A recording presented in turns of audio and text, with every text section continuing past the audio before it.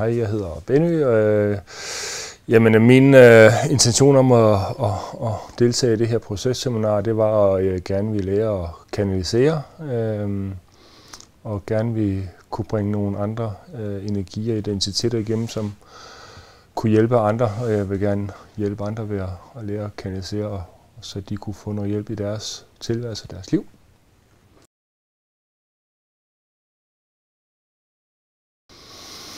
Den største udfordring, det var at være sammen med Dennis. Nej, det var det ikke, men lidt alligevel, fordi at han stiller jo nogle spørgsmål og går tæt på en, og så man kommer ind og berører nogle ting omkring en. Men ellers var det, at man skulle forholde sig til sig selv,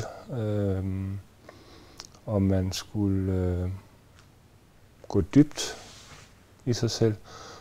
Så der ligger nogle ting, man ikke skal være klar over, men det er i hvert fald nogle ting, man kommer til, eller det kommer jeg i hvert fald til, så det er i hvert fald nogle ting, man skal være parat til.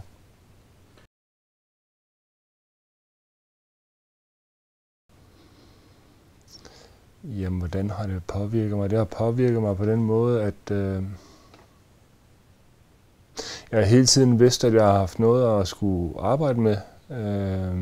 Det har jeg stadigvæk, men jeg har nu har jeg ligesom fundet mere ud af, hvad det er, jeg skal arbejde med, og hvordan, og har fået nogle værktøjer til at kan gøre det med.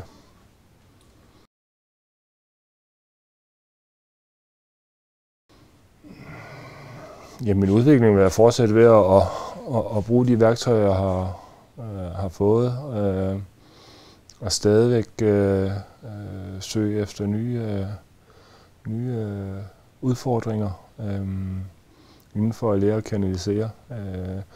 Fordi man har lært lidt, som vi har, så stopper det ikke, så er der jo stadigvæk hele tiden et højere niveau, man kan nå, så der vil hele tiden være en udfordring, man kan gå efter der.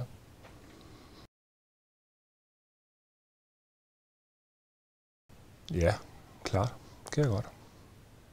Helt klart.